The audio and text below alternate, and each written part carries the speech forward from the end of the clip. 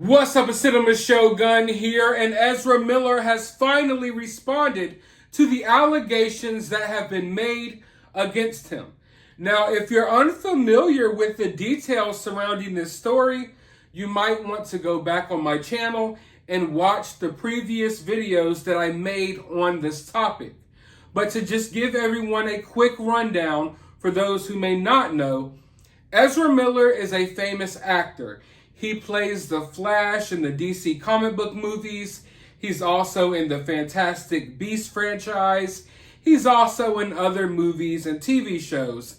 And over the past few months, he has gone on an absolute crime spree, wreaking havoc all around the world. And basically what he's been doing is just going around and attacking random women.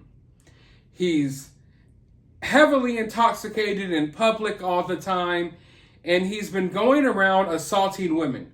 Bashed one woman in the head with a chair, assaulted one woman who was singing karaoke, attacked someone who was playing darts. He's made several death threats towards people.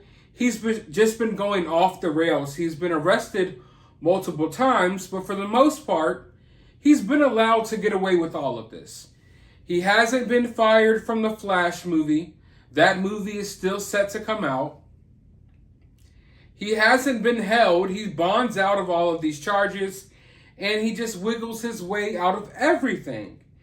And now, he is on the run with an 18-year-old girl who he has allegedly been grooming since the age of 12. They are both missing. Law enforcement can't find them. The parents cannot find them.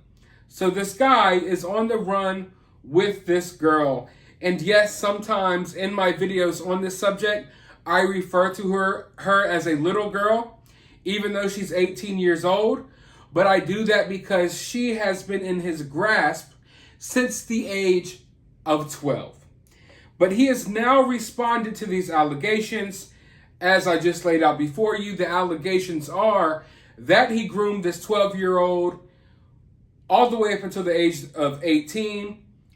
And he's been physically, emotionally, verbally abusing this little girl, feeding her drugs, and has just basically brainwashed her and has her in some sort of like cult-like type of situation. So Ezra has finally responded to these allegations. Mind you, we don't know where Ezra is. The parents can't find Ezra. Law enforcement cannot find Ezra. Yet Ezra responded today on his Instagram profile. Now, if you're thinking that he's going to deny these allegations, you're wrong. He does not deny the allegations.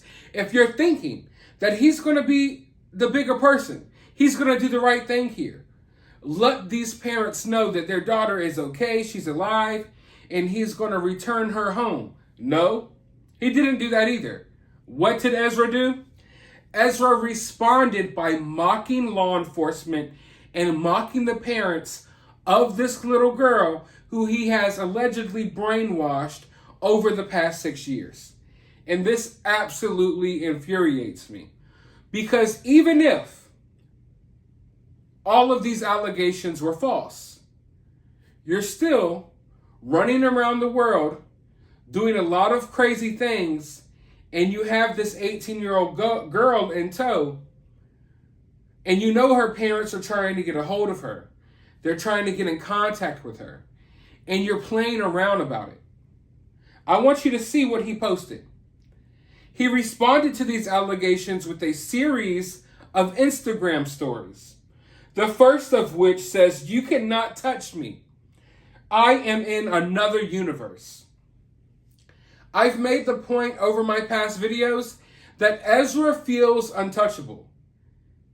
He has a cult-like mentality. In fact, he refers to himself as the second coming of Christ.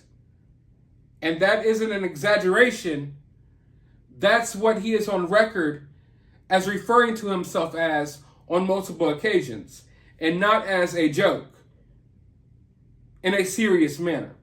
In fact, I have a lot of details that I'm going to bring you all in a future video. It will probably be tomorrow. I have details about this situation that I don't think has been reported yet. The reason I am waiting to reveal these details is because I'm waiting to see if I could get the parents onto my channel. I've reached out to them. I understand they're extremely busy. I understand that they're trying to locate their daughter. So I'm not sure if we're going to be able to work it out or not. I'm still waiting to hear from them. But if by around this time tomorrow, I still haven't heard back from them, I will go ahead and release the details and the stuff that I know about this case so far. And I promise you all, it's worse than we thought. It's worse than we could imagine. But I wanted to wait to bring the parents onto my channel so they can, in their own words, lay out for you all what's going on here. However, like I said, I'm not sure if that's going to be a possibility, although the door will still be open if they ever want to come on this channel. With that being said, I'm not going to ignore the fact that they allowed their 12-year-old daughter to be around this guy. And I do plan on asking questions about that. Now, will that help them? Will that help me get them on my channel? Probably not.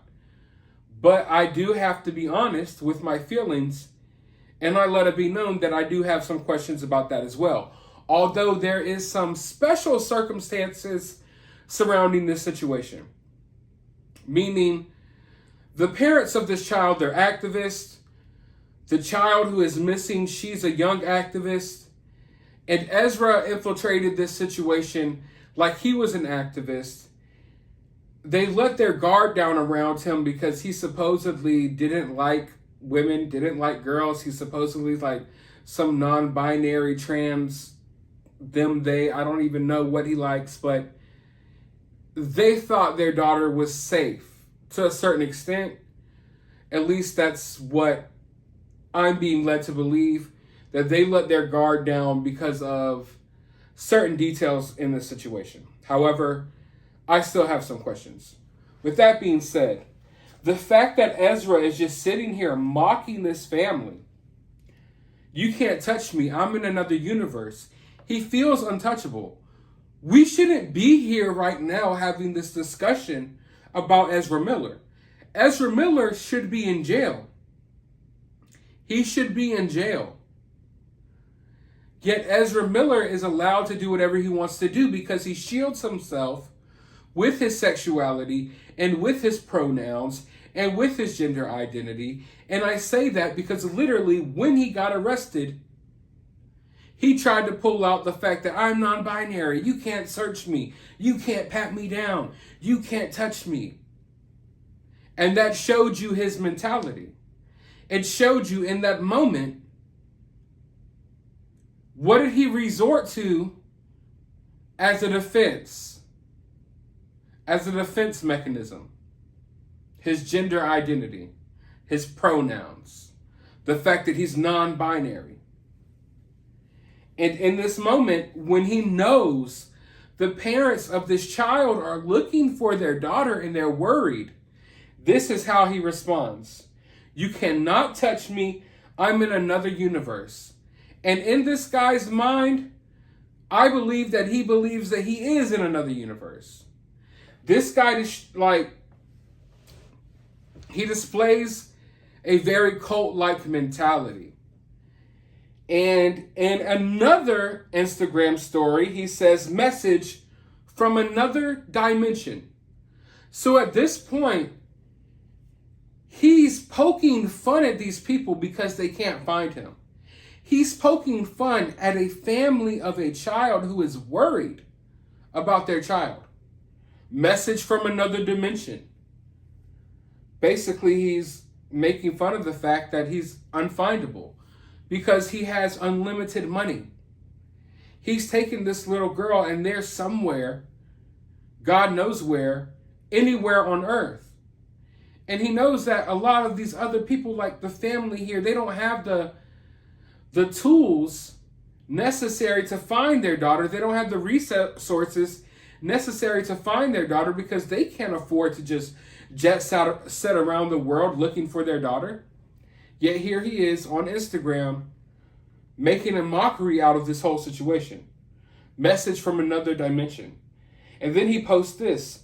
Me remembering how I was nice when I should have said, who the F do you think you're talking to? And then he says this, people, headache, me, implying that people have headaches that they're giving him because they want to know where their daughter is at. Implying that, oh, you're giving me a headache from this whole situation. I'm tired of it. I don't want to deal with it. But no, you can't have your daughter back. And then finally, in the last post,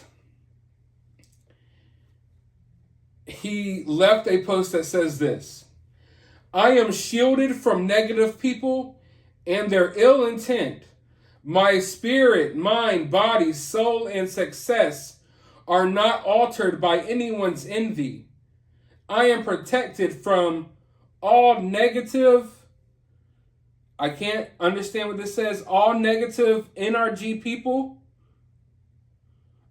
attempt to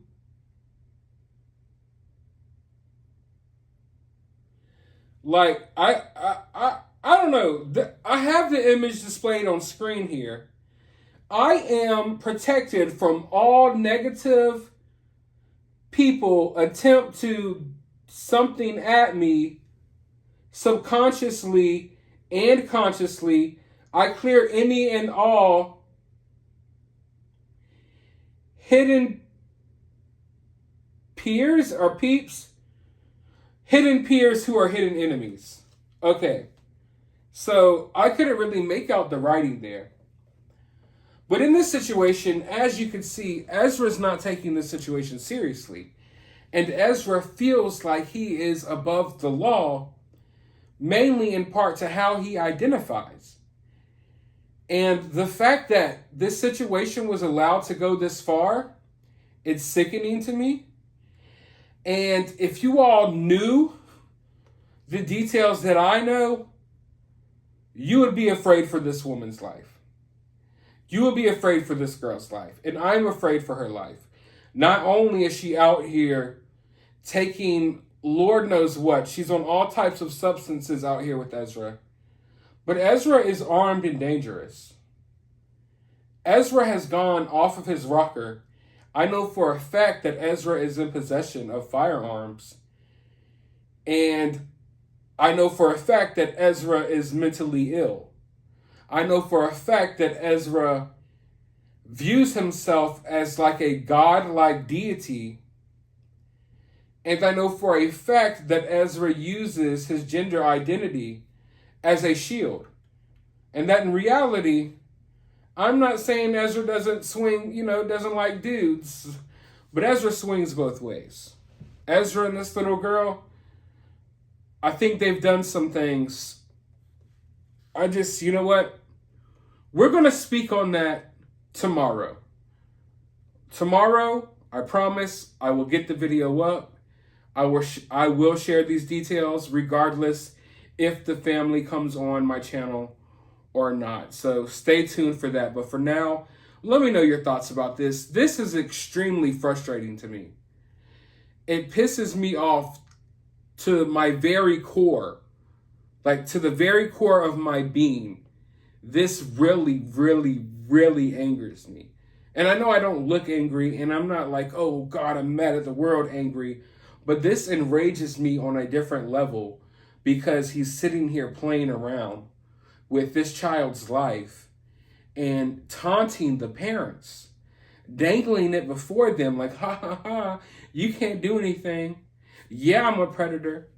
Yeah, I groomed your child. And guess what? I'm going to get away with it. Why? Because of how I identify. And the reason these parents are having such a hard time taking Ezra down is because people are afraid to take Ezra down because they will be labeled as bigots, hateful people, people who, don't support this community or that community, a phobe and ist. And the parents have even said as much, that all of their attempts to even talk to him, talk to the daughter, or talk to someone about it outside of like their tribal court, people are like, well, that's just kind of phobic. That's just blah, blah, blah. Because people know that in today's day and age, you don't go up against these people. They're corporate backed. They're backed by our government. People who don't give a damn about their sexuality or about them at all, but they're using them as a weapon to try to silence people, to try to make people feel like they aren't free to express themselves and they aren't free to say things when things aren't right. And that's what's going on here with this situation. Ezra Miller must be stopped, and tomorrow I will reveal these details. But for now, let me know your thoughts in the comments. Drop a thumbs up, hit that subscribe button, ring that notification bell. I'm about to go get some rest. If you like anything I said here today, drop a super thanks down below, and I'll talk to you all on the next video.